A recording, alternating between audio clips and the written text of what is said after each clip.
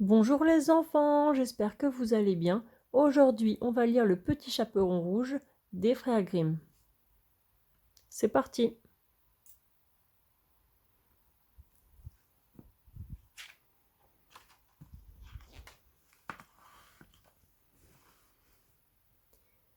Il était une fois une petite fille qui était si mignonne que tout le monde l'aimait.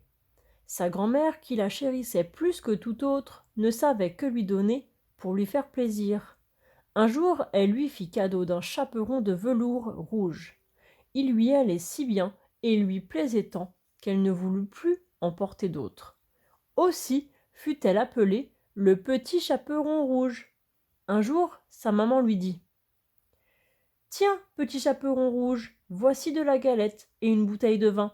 Porte-les à ta grand-mère qui est malade. Cela devrait lui redonner des forces. Pars tout de suite, avant qu'il ne fasse trop chaud. Sois bien sage et ne t'écarte pas du chemin, car tu pourrais tomber. Si tu cassais la bouteille, ta grand-mère n'aurait pas son vin. Quand tu arriveras dans la chambre, n'oublie pas de dire bonjour et ne va pas fouiller dans tous les coins.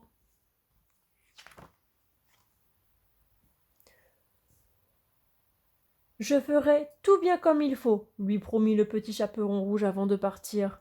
Sa grand-mère habitait au plus profond de la forêt, à une bonne demi-heure du village. Mais à peine entré dans le bois, le petit chaperon rouge rencontra le loup. Comme elle ignorait que c'était un animal féroce, elle ne fut cependant pas effrayée le moins du monde. Bonjour, petit chaperon rouge, dit le loup. Bonjour, loup. Où vas-tu donc de si bon matin, petit chaperon rouge? Chez ma grand-mère. Et que portes-tu dans ton panier? Du vin et de la galette. Elle est cuite d'hier, et je vais en apporter à ma grand-mère qui est malade. Cela lui redonnera des forces.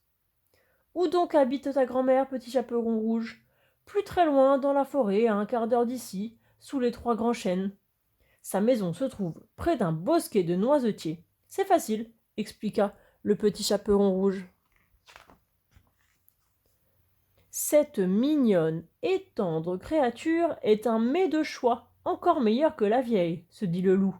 Mais si tu es assez malin, tu pourras les croquer toutes les deux.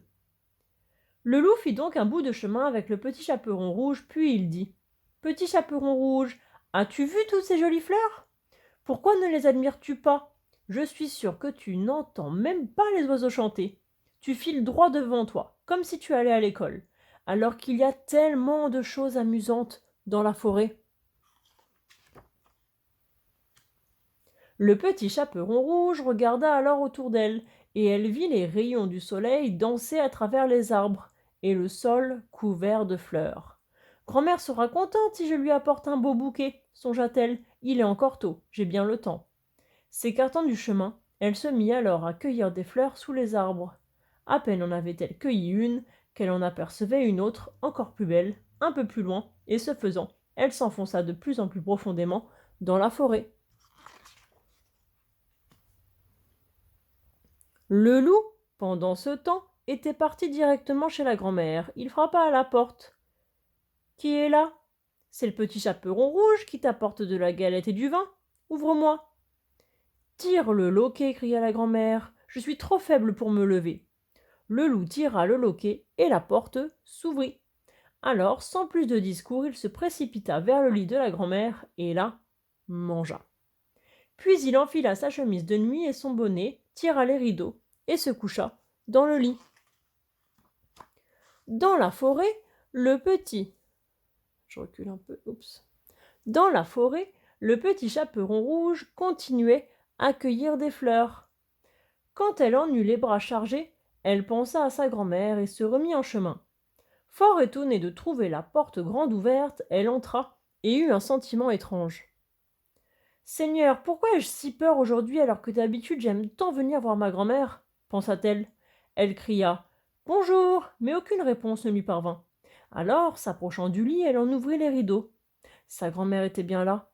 Mais, avec son bonnet rabattu sur la figure, elle avait l'air bien étrange. Oh, grand-mère, que tu as de grandes oreilles! S'exclama le petit chaperon rouge. C'est pour mieux t'entendre, mon enfant. Ô grand-mère, que tu as de grands yeux! C'est pour mieux te voir, mon enfant. Ô grand-mère, que tu as de grandes mains! C'est pour mieux t'attraper, mon enfant. Ô grand-mère, que tu as de grandes dents! C'est pour mieux te manger, mon enfant. Et sur ces mots, le loup bondit hors du lit et dévora le pauvre petit Chaperon rouge.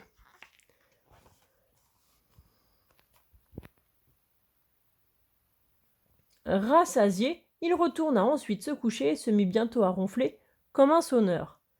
Un chasseur qui passait devant la maison l'entendit et pensa: La vieille dame ronfle bien fort, je vais aller voir ce qui se passe. Il entra donc dans la maison et s'étant approché, il vit le loup qui dormait à poing fermé dans le lit. C'est là que je te trouve, c'est là que je te trouve, vieille canaille, s'écria-t-il, depuis le temps que je te cherche. Déjà il épaulait son fusil pour tirer, quand soudain il songea que si le loup avait mangé la grand-mère, il était peut-être encore temps de la sauver. Aussi alla-t-il chercher une paire de ciseaux.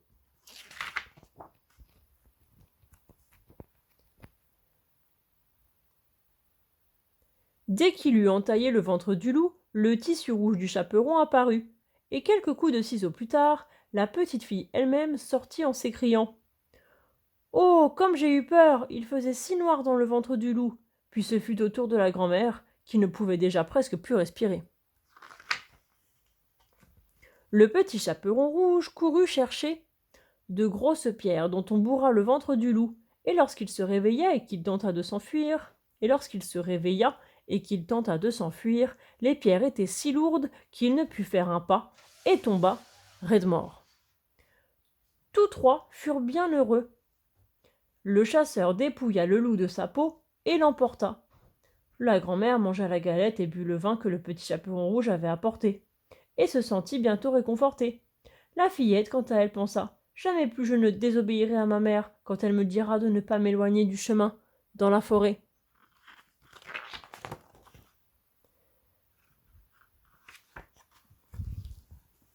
C'est terminé. J'espère que ça vous a plu. Au revoir les enfants.